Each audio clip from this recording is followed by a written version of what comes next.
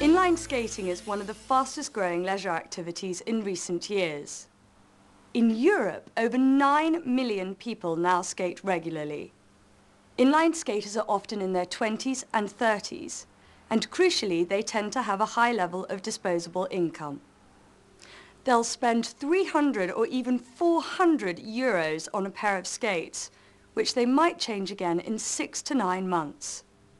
All of which means the market for skates is extremely healthy. The world market is now worth over $200 million, and it's growing by around 12% year on year. In this program, we'll be looking at one of the leading companies in this field, Blade Runners. In the 5 years since Blade Runners was started by Ben Mills, it's won a 17% share of the European market and has around 4% in the US. Until recently, it looked as if Blade Runners would become a major player and take the brand into clothing and other related areas. In recent months, though, Blade Runners has run into trouble. Let's find out why. So Ben, tell me about the problems you've experienced recently. We need to get product to the dealers at certain specific times in the year, and it's not happening. Why is that? The way things work in this industry is that we create the product concept, and then we work out exactly what this involves. The width of the wheels, the size of the bearings, the design of the buckles, everything. And we give these specifications to the supplier. And where's your supplier based? Taiwan. So they actually make the skates? That's right. And in the past, everything's been fine.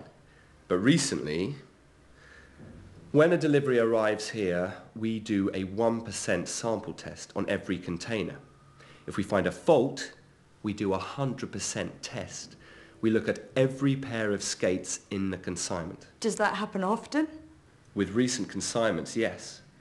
We've built our reputation on quality. We can't send out skates that aren't up to standard. So you're saying it's a quality issue? Yeah, and we just can't accept this. That's Ben's side of the story. But of course, every story has two sides. So let's hear what his supplier has to say.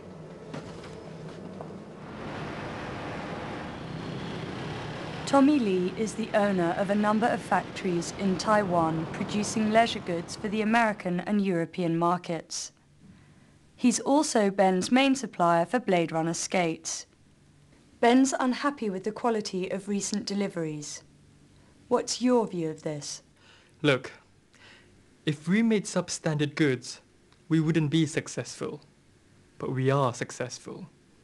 We work for some of the biggest brand names in the world, and they're very happy with our product. So, are you saying there is no problem? No. I accept that there may have been a slightly higher level of defects in Blade Runner products than normal. So, what do you feel the problem is?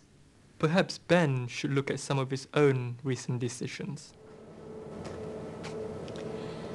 It's clear that there's more to this issue than meets the eye, and both Ben and Tommy have their own view of this problem. They've set up a video conference call.